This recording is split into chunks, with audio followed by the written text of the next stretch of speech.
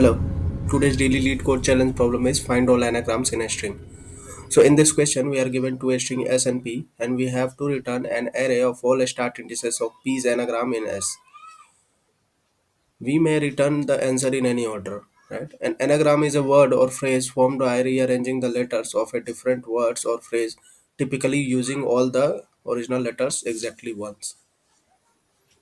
So in other words, a anagram is a permutation of a string, right? In the first question, as you can see, a substring is starting from 0, index 0, and has a size of p, which is 3. CBA is an anagram of PABC. Similarly, at the index 6, which is this, I guess, BAC, it is also a anagram of P in itself. So we have to return 0, comma 6 in an array, right? So, how can we solve this problem? Yesterday we solved a similar problem in which we have to return whether the bigger string have a substring which is anagram of the smaller string. Now we have to return the indices of the starting of that substring. So I think the process remains the same. But in today's question, I will also do an optimization of the hash map. Hashing, I will use the same map again and again, and for every substring of size p, I will compare whether those hash map is equal or not. When those hash map is equal, I will add that index I into my answer. Let's look into the steps that we are gonna use for this question.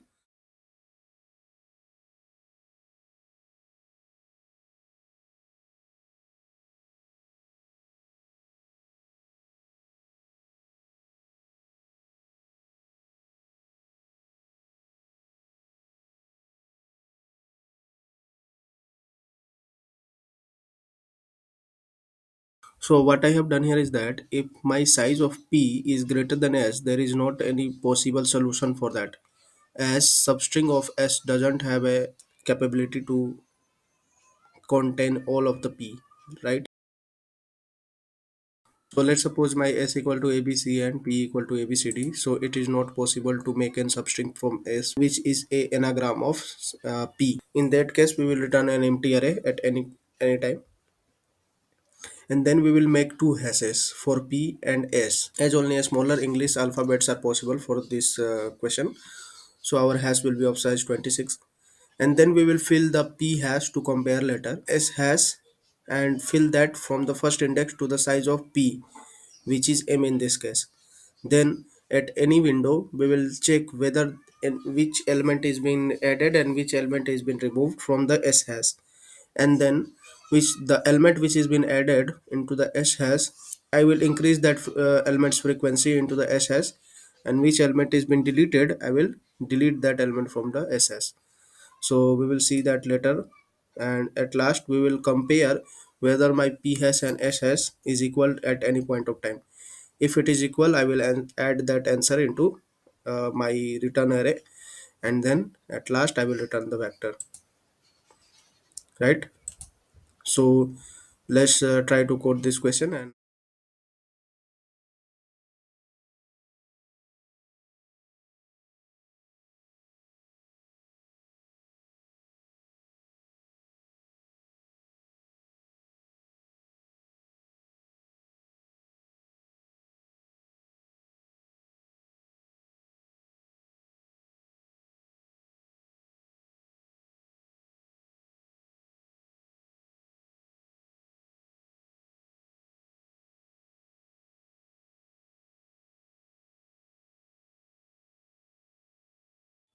so in this question, what I have done here is that initially I have filled the frequency array of p hash of the 26 characters that will make the hash table for the p, and at any window of size m, which is the size of the string p, I will compare that whether the hash table of that substring in s is equal to the hash table of the p that we have calculated. Then after that, whenever I is not equal to 0, I will remove the element which is being not in consideration and not in the window size, and add the new element which is being added to the my current window, and then at any point of time I will check whether my p hash equal to s hash.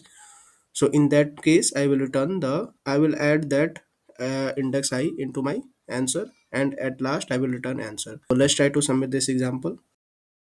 So it got accepted in C++. Similarly, we also have to do in Java as well. So I hope you like the video. See you in next one.